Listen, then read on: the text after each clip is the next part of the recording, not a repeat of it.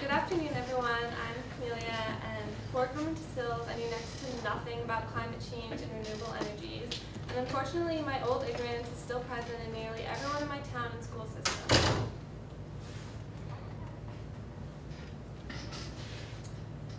People don't realize the magnitude and severity of the disasters that are associated with climate change, such as heat waves, hurricanes, and record temperatures. And unfortunately, all these disasters are caused by humans and what we're doing to the environment. Humans have already outshot their carrying capacity and would require 1.5 Earths to sustain the lifestyle that we are living now. And because we only have one Earth, this one Earth is going to reach its tipping point at any moment.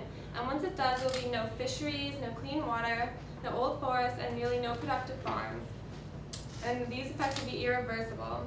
Already, 96% of U.S. forests are gone, 1.5 acres of Amazon rainforests are disappearing per second, and over 200 species a day are going extinct. You see that little man who's like all alone trying to prevent the Earth from reaching this tipping point?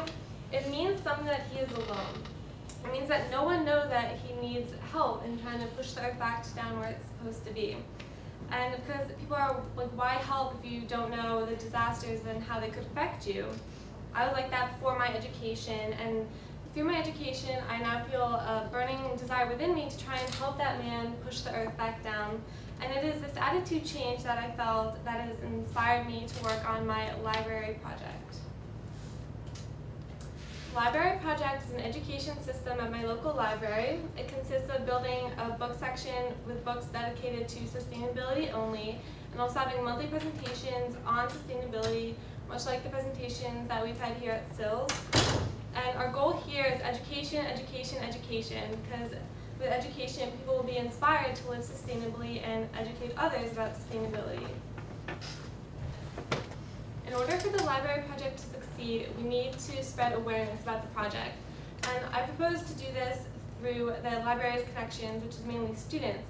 So students will be our first target to spread awareness.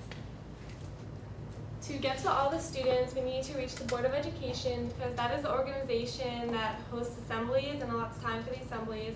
And through an assembly, we can reach every single student in the school system. So to get to the Board of Education, I will start with the after-school students who go to the library because their parents are working and they have no way of getting home. The librarians will hand these students a flyer which basically says our goal of education and also a list of jobs that they or their parents can sign up for. And these jobs will include people who can fundraise and people who can phone bank with us once we get to the fundraising stage of the library project.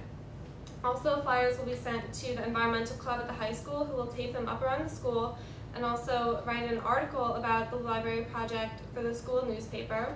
Flyers will also be sent to the school librarians, and then once they are educated about the project, they and the principal will go to the Board of Education. The Board of Education will then allot time for an assembly at which myself and the librarians will speak at to educate all the students. And once that is done, we will send a petition around to all the students who are educated to show the town council, who has to okay the project because it's a public library. And with this petition, the town council will see how many people are in support of the project and will okay it, because it requires no money from the town budget, because we're going to be fundraising ourselves. So far for phase one, all we need to buy is flyers, and flyers cost about $150 to $250. Here they cost $169 for 500 flyers. And we will get the money for this by going to the library volunteers, of which there are 15. So it only costs about $16 per person for each flyer to be sent around. Fundraising is vital to the prosperity of the library project because nonfiction paperback books, which will be required for the book section, cost about $20 each. And the 6-shelf bookshelf with 30 books per shelf costs somewhere between like $200 or $350. Even though here it only costs $160, so that's what I plan to buy. Also, the books needed to fill this shelf are 180 to 200 books, and that will cost somewhere between $3,600 and $4,000. So that makes the total maximum cost of the book section about $4,350. And how are we going to raise this money? Well, because in phase one we got the school support, with the school support comes the PTO, which has hundreds or thousands of contacts with parents whose students use the library. And in conjunction with the library contacts, we will use all these contacts for phone banking. In our phone banking messages, we will raise awareness of a book sale and how people can donate books, which will sell for somewhere between $5 and $10 to raise money. And they can also donate books on sustainability that they can put in our sustainability section. And even if they don't have a sustainability book, we can give them a list of books that they can purchase and then give to us. Also, we will have a library auction as a fundraiser, and this will involve local businesses who will donate a basket and then put up an invitation in their store window. And also, supporters can donate their own baskets, which can be as cheap as buying like an iTunes card or some lottery tickets or donating unused toys. People will be invited to the auction through postcards, which will be sent to their homes. And these postcards cost about $80 to $100 for 2,000. Here it costs $79. And stamps for mailing these postcards about 30 cents each, and the total mailing cost is $600. The money for this will come from the share of the profits from the book sale, which we held first. Raising more awareness is still vital to the project, so I plan to involve the media. We can publish interviews with the librarians about the library project, and also publish press releases about the presentations once they begin, and also for fundraising events. And then supporters can write dozens of their own articles to send to the newspaper until the newspaper finally picks up the story. In all the published stories in the media, we will include a call for presenters, and we will also send these articles that once published to other neighboring towns' libraries, so that our search for presenters spans more than one town. Speakers can include local Bell Labs employees, because Bell Labs is really big on green technology, such as speakers can include John Benzetti, who's the head of Power, Willem Zevenbruggen, who's the head of Green Communications, and also Paul Tufano, who's the head of Finance.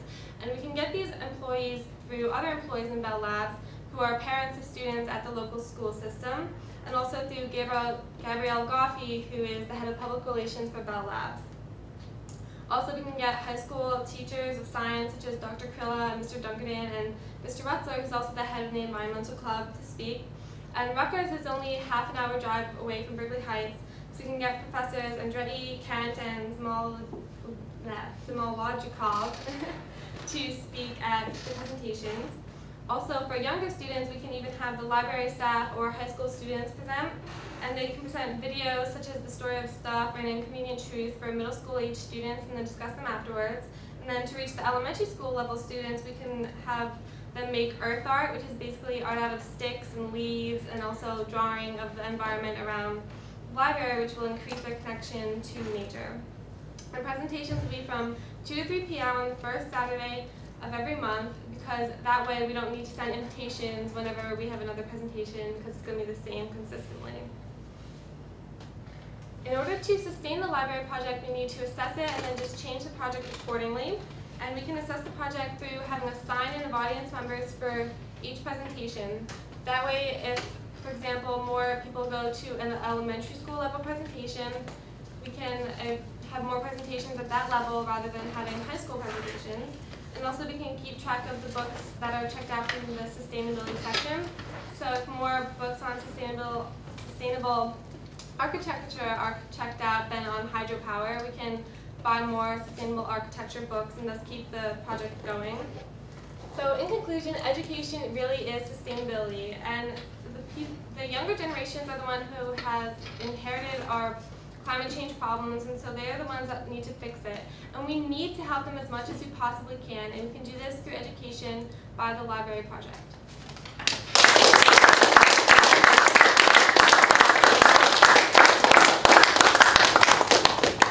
Great job. All right. Any questions for Camelia? So you talked about getting possible donations from people in your local community for books. Have you thought about trying to contact publishing companies or authors of books even for donations? That never occurred to me, but that's a really good idea, so I'd like to probably implement that into our buying of books. I also wanted to ask you, it sounds like you have a pretty comprehensive fundraising strategy so far, which I thought was awesome. Yeah. But have you thought about maybe starting a Kickstarter project? Do you know what Kickstarter is? Not So it's what's called a crowdfunding site where you can raise money, like for nonprofit projects, and it sounds like your project, that would be a great way to raise money from your local community. I would look into that. Okay, thank you. Why would you hold the meetings on Saturday? Well, because most of our presenters are going to be like teachers who have to work during the workday, or Bell Labs employees who work during the workday days. So having it on Saturday is a weekend day, and so that way they won't have to take time off work to do the presentation. Any other questions? Yeah. Are you planning to do this all by yourself? No, actually, in the first flyers, we're going to have like a list of jobs that need to be filled. So once we hand out the flyers, I'm hoping that students will give them to their parents, who will then also fill the positions. Then the PTO already has a fundraising committee, so then they can probably take some of the leadership away from me when we're doing like the auction and the book sales. So, You're gonna have this wonderful collection of books. yeah. What are you gonna do with them? Well, well, we're gonna have people check them out, I suppose, and then at presentations we can probably have like maybe a book club where we can read like books on sustainability, so that way we're being sure to use them all. Great idea. Yeah. How do you hope that this project affects your community in general? Well, I hope that people will become educated, and then, for example, since we're reaching all levels of like from elementary to high school, hopefully once these kids grow up, they will be more educated in high school already, so then that way they're more likely to start a movement like the library project, or bring it on to like other towns, for example. If that answers your question. Yes. Okay. Other questions? All right, awesome.